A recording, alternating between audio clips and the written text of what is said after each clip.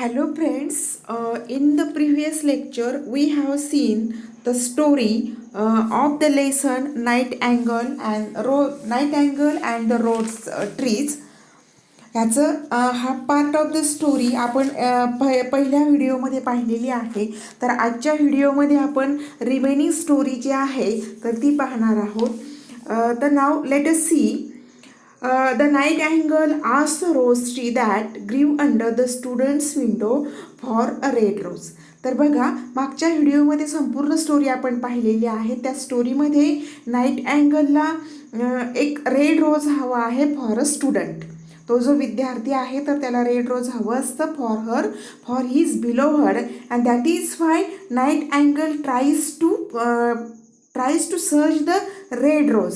मग तो कसा सर्च करतोय रेड रोज आणि तो कसा रेड रोज मिळवण्याचा प्रयत्न करतोय तर ते आपण आजच्या या पार्टमध्ये पाहणार आहोत. तर बघा, the nightingale asked the rose tree that grew under the students window for a red rose. मग स्टुडंट जिथं राहतो त्या ठिकाणी एक रेड रोजचं झाड असतं आणि नाईटँगल त्या झाडाला विचारतो फॉर अ रेड रोज. एक रेड रोज त्याला हवा आहे. It did produce roses of that colour but could not grow them due to the cold weather. But what was the reason असं असतं की ते जे रेड रोज आहे तर रेड रोजचं जे प्लांट आहे तर रेड रोज त्या पक्षाला देऊ शकत नाही, नाईटँगलला देऊ शकत नाही. कारण का की that weather was very cold. Weather हे कोल्ड असतं and because of cold weather that rose tree couldn't give a red rose for nightingale. Then what happen, the nightingale wept and pleaded. Then nightingale cried, रडतोय nightingale आणि त्या झाडाला विनंती करतो. And the tree had a way to produce the single red rose. आणि फक्त एकच red rose मला हवा आहे असं विनंती नाईटँगल त्या रोज ट्रीला करते. But warn it that it was a terrible way. परंतु मग ते जे प्लांट आहे तर ते त्या पक्षाला सांगतं की मी तुला एक गुलाबाचं फूल देऊ शकतो, परंतु त्याचं मार्ग जो आहे तर तो खूप भयानक आहे. ते रोज मिळण्यासाठी तुला खूप त्रास होईल. But of course the love sick nightingale did not care. Nightingale was very stubborn bird. खूप जिद्दी पक्षी आहे तो आणि जो त्रास होईल तो सहन करायला तो तयार आहे. आणि रेड रोजसाठी for that student he is ready to take all the terrible things. सगळ्या काही दुःख आहे, त्रास आहे तर तो पक्षी आता सहन करणार आहे. The tree told the nightingale that to get her a red rose she had to build it. आणि मग काय कोणत्या कष्टातून जायचं आहे नाईटँगलला. तर रेड रोज ट्री जे आहे नाईटँगलला सांगते की मी तुला रेड रोज देईल, परंतु तुला काय करावं लागेल. शी हॅड टू बिल्ड इट. तुला स्वतःला मी जे फूल देणार आहे त्या झाडाच्या काट्यावरती तुला स्वतःला रुतवून घ्यायचंय. She must sing under the moonlight and build the rose with the stain of her blood. तर तुला काय करायचंय, रात्रभर माझ्या झाडावरती बसायचे, माझ्या झाडाचा जो काटा आहे त्याच्यावरती चंद्राच्या प्रकाशामध्ये बसायचे आणि त्यानंतर तुला अजून काय करायचे तर तुला गाणं म्हणायचे रात्रभर. आणि जसं तसं तुझ्या हर्टमधलं ब्लड जे आहे ते माझ्या प्लांटमध्ये उतरल तसं तसं माझ्या झाडाला एक सुंदर असं फूल येईल आणि ते तुला मिळेल, असं रोज ट्री नाईटँगलला सांगते. म्हणजे बघा, म्हणजे नक्कीच या ठिकाणी नाईटँगलला स्वतःचा जीव गमवावा लागणार आहे आणि तो जीव गमवण्यासाठी सुद्धा तयार आहे. The next line, in order to do so she must sing all night pressing her breast against his thorn. आणि तो पक्षी बिचारा खूप तयार झालेला आहे. रात्रभर तो त्या रेड रोजच्या प्लांटवरती बसतोय. रेड रोजच्या प्लांटवरती जो थॉर्न आहे त्यावरती तो बसतोय. त्या थॉर्नवरती त्याचं ब्रेस्ट, त्याचं हर्ट तो प्रेस करतोय. जसं जसं तो प्रेस करल तसं तसं ते झाड त्याला एक छान फूल देणार असतं. Thus sacrificing herself for the student and in that way that nightingale sacrifice for the student. आणि तो नाईटँगल जो आहे तर त्या स्टुडंटसाठी सॅक्रिफाईस करायला तयार आहे. तर बघा मुलांनो, तर या ठिकाणी एक छोटासा पक्षीसुद्धा समर्पण करतोय दुसऱ्यांसाठी. म्हणजे नक्कीच आपण पण दुसऱ्यासाठी काहीतरी केलं पाहिजे, हा मेसेज लेखकांना याच्यातून सांगायचा आहे. They she did not care and that was a price she was willing to pay. And that nightingale didn't care of her self, of her life. त्याच्या जीवनाबद्दल, त्याच्या स्वतःबद्दल तो विचार करत नाही आहे. आणि त्या झाडावरती तो स्वतःला ऋतून ती रात्रभर गाणं म्हणतोय. आणि गाणं म्हटल्यानंतर तर तो काय होतंय, त्याचं ब्रेस्ट त्या काट्यावरती रुततं. जसं जसं काटा खोल जाईन तसं तसं त्याच्या हृदयापर्यंत काटा जातो. त्या हृदयातून रक्त झाडाला पोहोचते आणि त्यानंतर त्या झाडाला एक सुंदर असं फूल येते. तर बघा, समरी म्हटल्यानंतर ती इन शॉर्ट असते. लेसन जर तुम्ही पाहाल तर त्या ठिकाणी खूप सुंदर असं वर्णन केलेलं आहे. लाईन बाय लाईन खूप छान वर्णन त्या ठिकाणी केलेलं आहे. तर तुम्ही ते नक्कीच वाचा, म्हणजे तुमच्या लक्षात येईल. Now next paragraph. She sang the oak tree one last song while the student rose up and began to walk away. आणि तो पक्षी एक दिवस काय करतो, एक शेवटचं गाणं म्हणतो. तो कशासाठी? ओक ट्रीसाठी. ओक ट्री म्हणजे तो पक्षी कायम ज्या झाडावरती बसलेला असतो त्या झाडासाठी एक सुंदर शेवटचं गाणं पक्षी म्हणतोय. कारण ओक ट्रीला दुःख होतंय की हा पक्षी आता मरणार आहे. मग तो झाडासाठी एक शेवटचं गाणं म्हणतोय. Student rose up and began to walk away, writing and thinking, soon falling asleep to the thought of his love. आणि नाईटँगलचं ते गाणंही ऐकतोय विद्यार्थी. गाणं ऐकल्यानंतर तो विद्यार्थी विचार करतोय, थिंक करतोय आणि तसंच विचार करत करत रडत तो विद्यार्थी झोपी जातोय. हा व्हिडिओ तुम्हाला जेव्हा समजेल, जेव्हा तुम्ही अगोदरचा व्हिडिओ ऐकाल तरच हा व्हिडिओ तुम्हाला समजेल. तर अगोदरचा व्हिडिओ तुम्ही अगोदर ऐकून घ्या. तर बघा, आणि तो विद्यार्थी दुःखी असतो, कष्टी असतो. का? Because he want her beloveds love. That is why he was only thinking about red rose. Thinking करत असताना, विचार करत असतानाच तो पक्षी काय करतोय, विद्यार्थी काय करतोय, झोपी जातो. While he slumbered the nightingale did as she was told. विद्यार्थी झोपल्यानंतर नाईटँगल हा पक्षी जो आहे तर तो रोज ट्रीकडे जातोय. आणि रोज ट्रीकडे गेल्यानंतर त्या ठिकाणी त्या झाडावर तो बसतोय. Sang her most beautiful song, a love song. आणि त्या झाडावर बसल्यानंतर एक सुंदर असं गाणं पक्षी म्हणतोय. And that song was love song and as she sang the rose blossomed. तर तो पक्षी गाणं म्हणतोय. गाणं म्हटल्यानंतर झाड त्याच्याशी बोलायचं नाही, तो अजून जोराने गाणं म्हण, तो अजून जोराने गाणं म्हण, असं वर्णन टेक्स्टबुकमध्ये खूप छान केलेलं आहे बघा. तर तो जसं खूप जोरजोरानं गाणं म्हणतोय, त्याच्या कंठात प्राण आलेला आहे, तरी झाड त्याला म्हणतोय की तू मोठ्यानं गाणं म्हण. आणि in that way what happens, nightingale sang her most beautiful song, a love song and as she sang the rose blossom. असं रात्रभर थंडीमध्ये चंद्राच्या प्रकाशात तो नाईटँगल पक्षी त्या थॉर्नवरती, काट्यावरती स्वतःला रुतवतोय आणि गाणं म्हणतोय. आणि रात्रभर गाणं म्हटल्यानंतर सकाळी एक सुंदर असं रेड फूल त्या झाडाला येतं.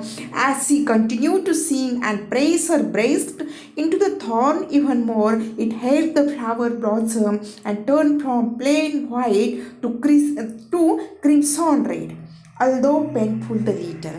आणि खूप एक पेनफुल सॉन्ग म्हणजे स्वतःचा जीव घालून एक सुंदर असं गाणं तो पक्षी रात्रभर थंडीमध्ये म्हटलेलं आहे. आणि एक सुंदर असं गुलाबाचं फूल त्या ठिकाणी आलेलं आहे. Now let us see next paragraph.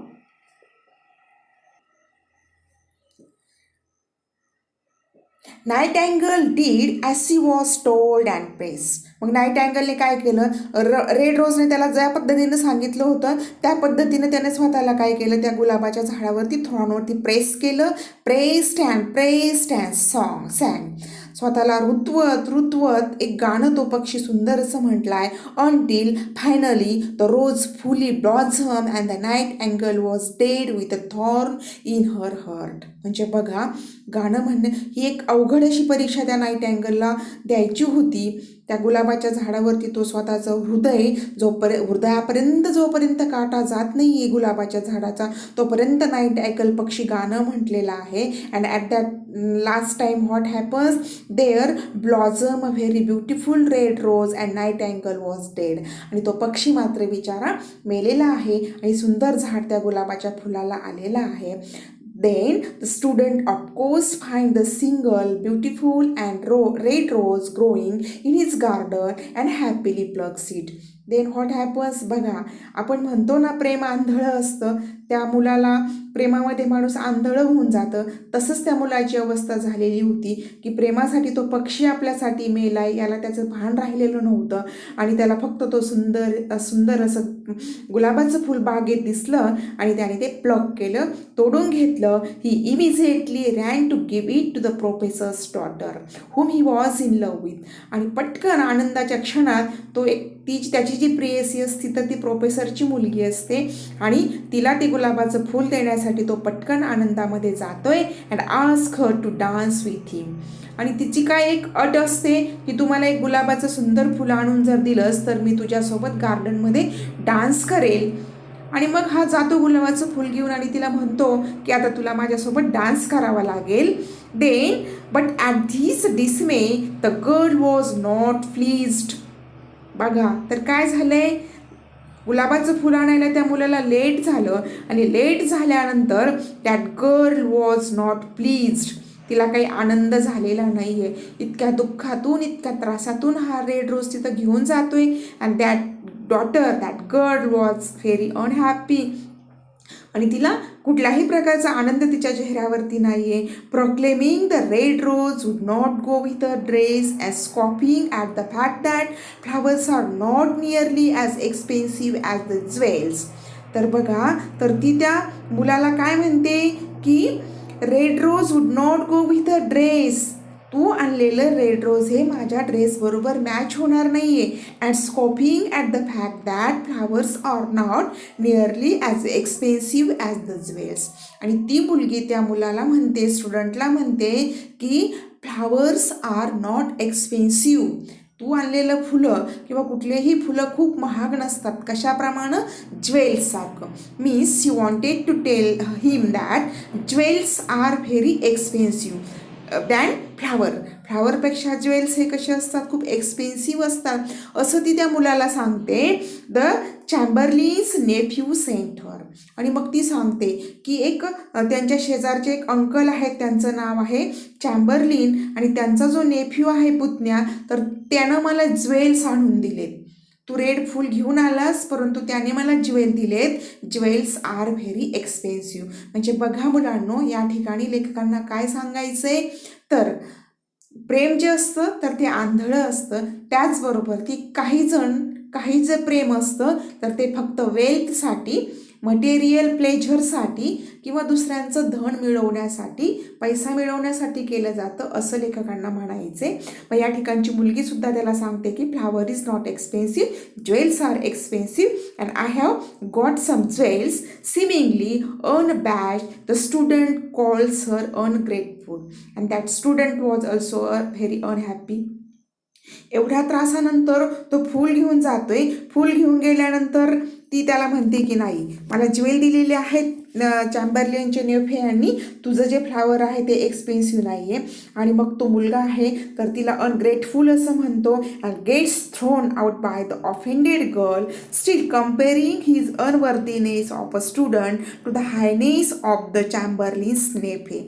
आणि या ठिकाणी तो चॅम्बरलिनचा नेफ्यू आहे, पुतण्या आहे, तिचा जो दुसरा बॉयफ्रेंड आहे, तर त्याचा मोठेपणा ती त्या रेड रोज आणलेल्या स्टुडंटला सांगते. म्हणजेच थोडक्यात त्या ठिकाणी श्रीमंत मुलगा तिला मिळालाय, ज्वेल्स देणारा, जास्त पैसा देणारा मुलगा तिला मिळालाय आणि तिने या स्टुडंटला काय केले, लगेच रिफ्यूज केले, नाकारलंय. And that is very shameful things. आणि ही खूप लज्जास्पद गोष्ट आहे. आणि नक्कीच हाही मेसेज लेखकांना तुम्हाला याच्यातून द्यायचं असेल तर प्रेम करताना की ब्युटीवरती किंवा वेल्थवर डिपेंड असं प्रेम करू नये. तर प्रेम हे कसं असलं पाहिजे, इनोसंट असलं पाहिजे आणि ट्रू लव्ह असलं पाहिजे.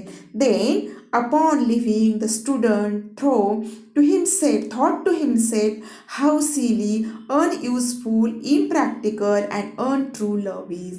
And from that incident, त्या इन्सिडंटमुळं त्या मुलाला कळालं की प्रेम हे कसं असतं, it is very small things, how silly, मूर्खास्पद गोष्ट प्रेम असतं, अनयूजफुल, निरुपयोगी असं प्रेम असतं, इम्प्रॅक्टिकल, अव्यवहार्य असं आहे, अँड अनट्रू लव्ह इज.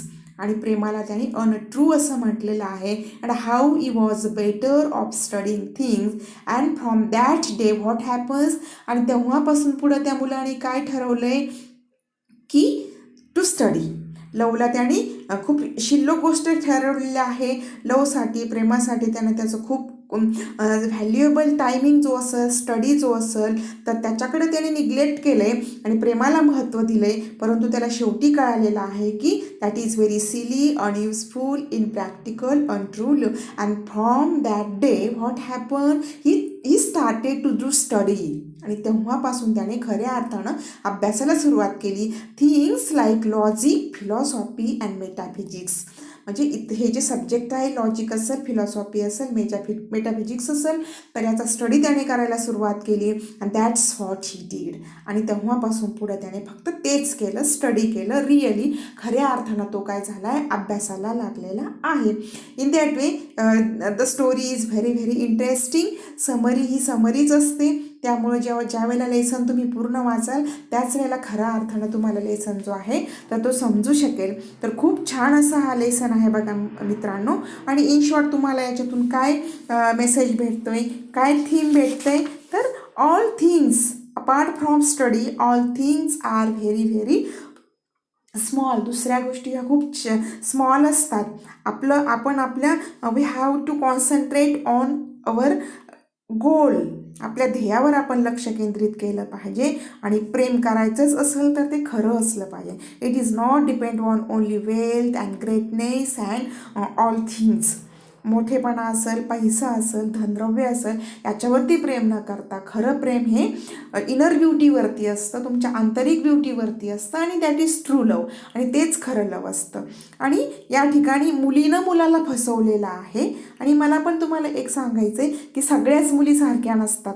तर त्यामुळं असाही काही गैरसमज करू नका की मुलींच्या बाबतीत सगळ्याच सारख्याही नसतात. तर त्यामुळं एक चांगलं त्यांचं म्हणजे विश्वासात घेऊन प्रत्येक गोष्टी झाल्या पाहिजेत, असंच लेखकांना या ठिकाणी तुम्हाला सांगायचे. In that way the summary of this story is complete. In the next video I would like to explain all the questions and answers depend on this story for the purpose of examination. But before I want to